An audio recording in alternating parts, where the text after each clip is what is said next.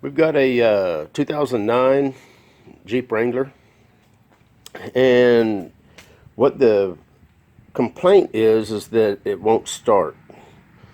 Now,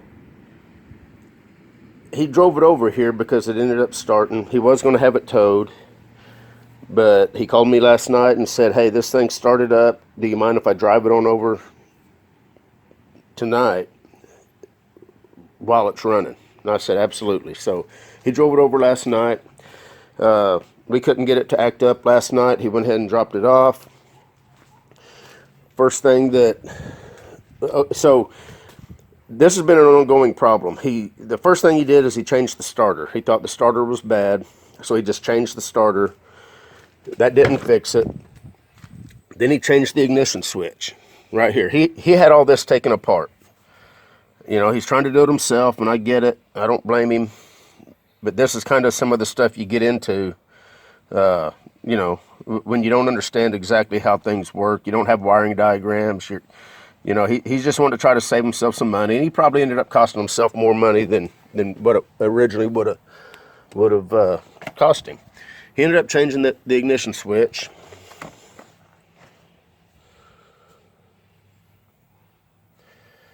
I don't know what just happened to the camera, but it kind of messed up. So hopefully you guys caught that. He changed that ignition switch right there. You just take this shroud off. This is the actual ignition switch. And here's the old one, which is probably just fine. He bought a Duralast part. This is an OEM part, and chances are the OEM part's probably, even though it's used, probably better than what the Duralast part is. But anyway, first thing I noticed was this. And what this is this used to be, I call it a FAD, F-A-D, because I don't think anybody cares about these anymore. And what the principle behind the whole thing is you pull this chip out. So what this is this has interrupted the starter circuit, which is right here. They have cut the starter activation wire, or whatever you want to call it, coming from the ignition switch. Okay, so this is the wire that when you go to the start position, okay, when you turn it to the start position, this wire, let me show you on the diagram here. This wire, sorry about that, got interrupted. I'm using a phone and I got an Amber Alert. So this is the wire they cut, and I'm going to show you something also that you need to be aware of if you use these Mitchell wiring diagrams. And this is what sends the signal to the Sentry key module. And as long as the key that's trying to start the vehicle is programmed for the vehicle, then it'll send the signal to the powertrain control module, and then up to the starter relay, which is in the TIPM, the TIPM, and then energizes the relay for the starter, and then engages the starter. There's a solenoid at the starter solenoid. It will energize that, close the contacts for the starter. Starter will crank the engine. Now this is what you got to be careful of. So if you, let me turn the light on so you can see a little better. So my assumption, I have not been able to get this thing to act up. It starts right up and works just fine right now. I've tried to monkey with this and see if I can get it to act up, and I can't. So I'm just going to go ahead and remove this, because I'm pretty sure that's the whole problem. You can see where they've spliced in right here. I'll resplice that, get rid of this whole thing altogether. But the purpose, the theory behind this is whenever you get out of the car, you pull this out, put it on your keychain or whatever, your key ring, go into the grocery store or wherever you're at, and then the car won't start. This interrupts the starter circuit. When you come back out, you stick this back in, Now you put your key in and you start up the problem. People would only do that for a week or two after buying a new vehicle. And then after that, that just stays in there the entire time. So people were still getting their vehicles stolen even with this because they stopped pulling that out. And I don't blame them. That'd be inconvenient to have to do that every time you pulled into a place. You're pulling that stupid chip out. So we're removing this. But there's a couple other things I want to check, of course. But the one thing you want to be kind of wary of, because it kind of caught me off guard, is I'm sitting up here looking at this violet wire that they cut, and I'm seeing this and I'm thinking, well, that's shown to be a red wire. Well, if you read violet with a brown stripe in pin 2, so if you look over here at the other wires, you know, this one's colored yellow and it says yellow with gray. Here's a red one and it's red. Here's yellow. Now this one's saying yellow and dark blue. So you got to be, you can't just look at the color of the wires and take that for what it's worth. You need to read what they've got printed here. This says violet with a brown stripe. And it's saying that it's in pin 2 of the ignition switch. So we're going to check that just to be on the 100% safe side. So that is violet. And it does have a brown stripe. And it is in pin 2. I don't know if you can see that. So that is that wire that they have cut and prevented this thing from starting. So I'm going to cut this out, splice those wires back together, get this all hooked up. We're going to go out under the hood. We're going to check the relay at the TIPM. We'll check connectors, and we'll go from there. Just to be on the safe side. But I'm pretty sure I've seen these cause issues before in the past. It's just a matter of time that you start having issues with this. I'm not sure exactly how the circuitry is inside. The ones I'm familiar with, there's a resistor in here, a certain value resistor that matches up with this right here. If you try to put a different, if you buy the same brand, there's not supposed to be any one of these that are the same. So, if someone else had one of these and they tried to stick it in this vehicle, it's not going to start, or it shouldn't. If it's any decent, there's different types of these. Dealerships used to put them in all their vehicles because it saves them on their fleet insurance. So, just be leery if you've got one of these in your vehicle and you're having a problem with it starting. Now, you can interrupt either the start circuit or the ignition circuit. It's up to the installer. If he wants to interrupt the ignition, for the ignition coils, you can do it that way. Most people, it's usually easier just to find the wire coming from the ignition switch and kill it to the starter. So with that said, I'm going to get the camera set up, get some tools to cut this out. That's probably just screwed up the bottom of that, and we'll get that out of there and get those wires spliced and get this hooked back up. So I'll be right back when it's all set up. Okay, I think I got everything I need. And let me get a different pair of dikes.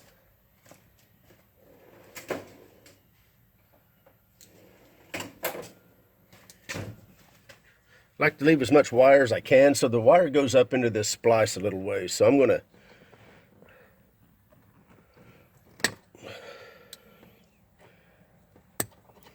okay.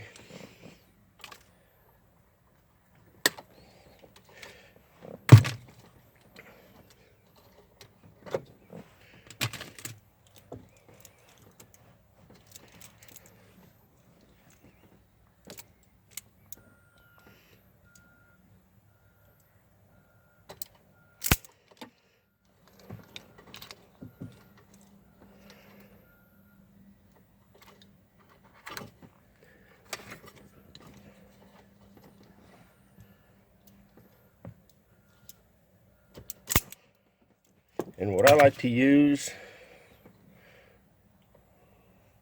to splice wires.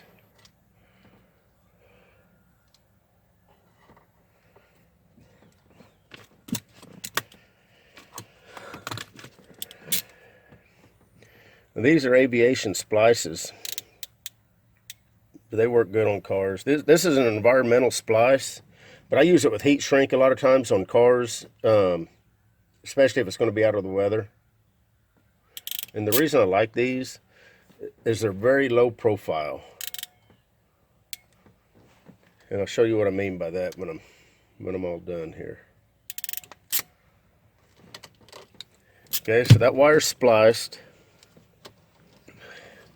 And you can see how small that splice is. Now they got collars that you put over here. The problem with those collars is that they're very, takes a lot of heat to melt them down. You do it with a heat gun, but automotive wiring, the insulation's not as strong as aviation wiring. And if you're not careful, you'll start melting the wiring before the sleeve melts down. So I'm going to go get a heat gun. We're going to melt that down, and then this will be done. And then we'll start removing the under dash part. Okay, got the heat gun. I use a heat gun that I can actually set the right temperature. Make sure that splice is pretty much in the middle.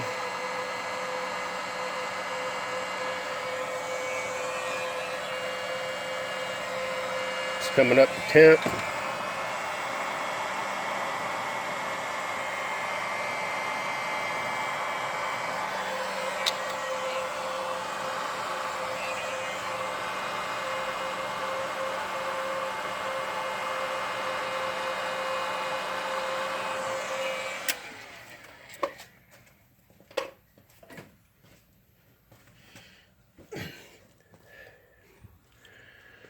You see how nice and small that splice ends up?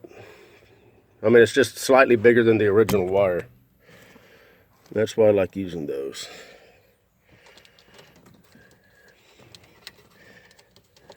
And if we can, I'd like to try to put this harness back in its sleeve, just to make it look factory. They had it all pulled out. They're the ones, whoever installed this had all the wiring pulled out of this this rat. Good enough. Now there's a little, not that you have to have, I mean this is on there and it's not coming off because you got to push the connector here. But this is a little safety catch so you can't accidentally push that connector. So at this point I just want to make sure it's going to start.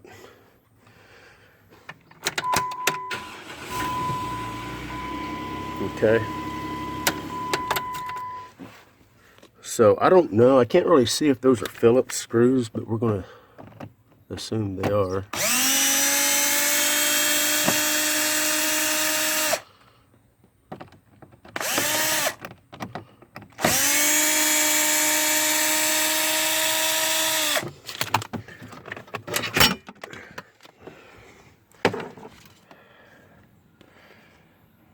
That just says power plug.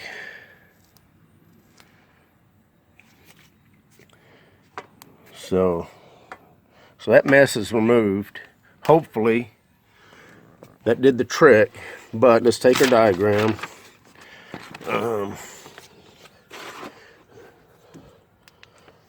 This is the kind of stuff, you know, I was hoping whenever he first told me about this a week ago, I thought, well, this should be pretty simple because if it's a no start because of the starter not cranking, how hard can that be to figure out, right? But then whenever he said that it was working, well, now it turned into an intermittent problem. And intermittent problems are a pain to try to figure out a lot of times. So this is the TIPM right here. If you've got a Dodge or a Jeep vehicle, I don't know what year they started putting these on. I know 07 they had them, probably even before that. This is a computer, and it's also a fuse box, pin relay box. The one thing you want to make sure on this, make sure that the seal is in good shape. This is out under the hood. You get water splashed up into here and it goes down inside, you're going to be in trouble. So this little outline right here is the TIPM where we're at. Showing a relay. Looks like it's just a 4-wire relay. Also showing a fuse. Looks like a 40 amp. So we're going to look on here. Now Chrysler and Dodge, Chrysler, Jeep, Dodge, they're nice enough to give you a diagram with what all's inside here. So what we're looking for is the starter relay, which is this little box right here. And it looks okay. It looks like it's starter solenoid relay K3. So then you look up here on the pictorial, and you see K3 is that second one. So you got these three in line, which is representing these three right here, if you can see that. K3 is the center one. All these are the same part number. So if you're troubleshooting, and if you actually have a relay that's completely bad, and you suspect that it's bad, let's say this relay, let's say I wanted to see if this relay was any good. Of course, you can check it. Simple enough to throw some 12 volts across the proper pins, and got a diagram on the relay, and you can figure out, you can go to 85 and 86, see if it clicks. You can put a meter across 87 and 30, see if you're getting continuity. You can check the resistance, all that good stuff. But you can also, just real quick, pull that relay out, pull another relay, stick in there. Now, depending on the relay you pull out, to stick in there may cause a whole different set of problems. So, figure out what relay it is you're pulling out. For instance, if it's the cooling fan relay, you can get by with pulling it out, stick it in here, and if it starts up when it wasn't starting up, and now it does, then it's a good chance that the relay's bad. So, of course, first thing I always look at is just to see what the pins look like. And it looks like these two pins, I don't know if you can see that, but these two here, these two look like they've been getting hot, or hotter than these two. So let's find out if these are the load carrying. Now, even the load carrying pins are very low current. Because all that relay's doing is putting power down to the solenoid of the starter motor. All the current, of course, comes straight from the battery to the starter contact here. But this right here shouldn't be. I mean, it is a 40 amp fuse, so I guess that solenoid pulls a little bit of current. So what I might do is jumper these two, get a meter. I'll check these and check the resistance. We should, 2 or 3 ohms or less across those contacts is what we should have. Let me see if I've got. I guess we could just use the battery. We'll come off the battery here. Let me get set up. Let me get my my meter and some jumpers. Okay, I've got my jumper set up. Got the ground going over here to pin, what is that, 86. And then I got my positive. You're going to go over here to, hold on, yeah, 85 and 86. So it's not polarity sensitive on this relay. And the first thing I like to do is just listen, make sure that it sounds solid, make sure it sounds strong, make sure it's consistent.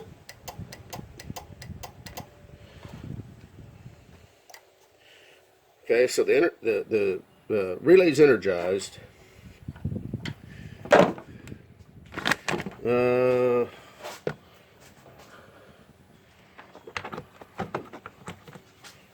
You see the meter? Okay, relay's energized. All I'm going to do is take the meter probes and go across these set of contacts here. You don't want to touch the metal part of the contacts because that throws your reading off.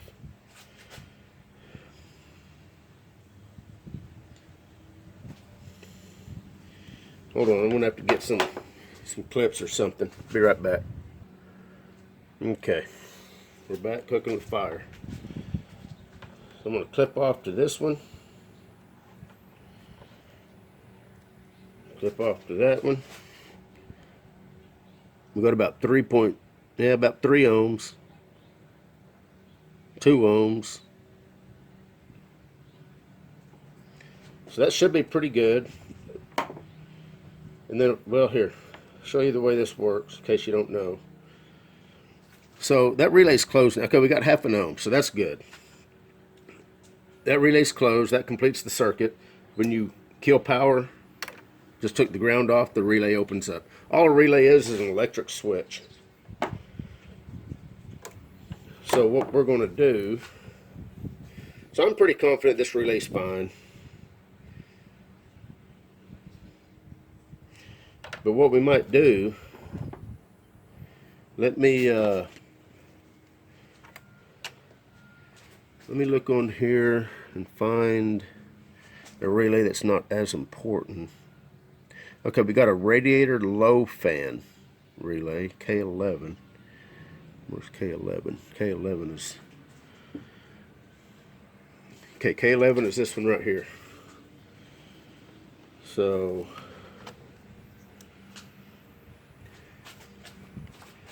Now, the contacts on this relay, the 2 load carrying contacts, it doesn't look like they've been getting as hot.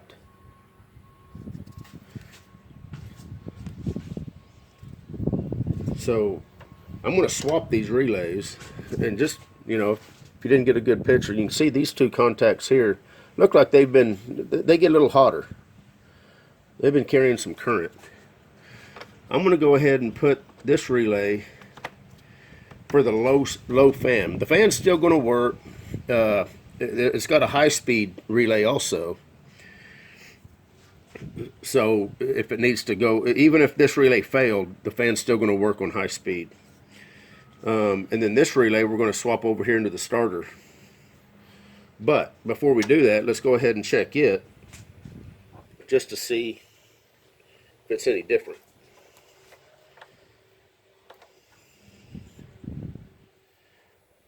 So there's our power.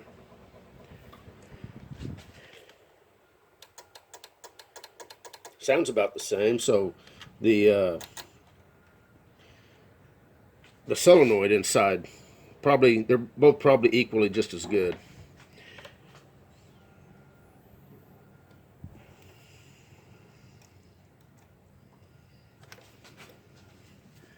.4 ohms.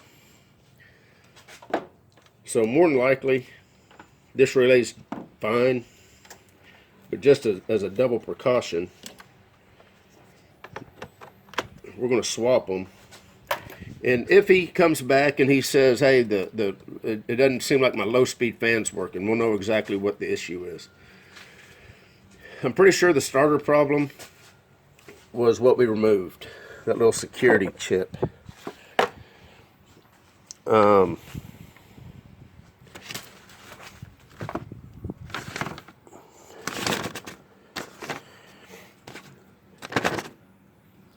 Because it's a pretty simple circuit, as you can see here. Of course, whenever you interrupt this wire here, it's going to kill any kind of start signal to anything. So we got that back together. Now, the one thing you want to do is make sure that you get this snapped on properly. Like I said before, you got to make sure this seal is good, because that seals across along this edge here. That's what keeps the water out. So to snap it on right, you just put it right there, push down so that the hinge is proper. Close it, and just make sure that the latches are latched, and you should be good. So let's make sure it starts up still. So I'm pretty sure it's going to.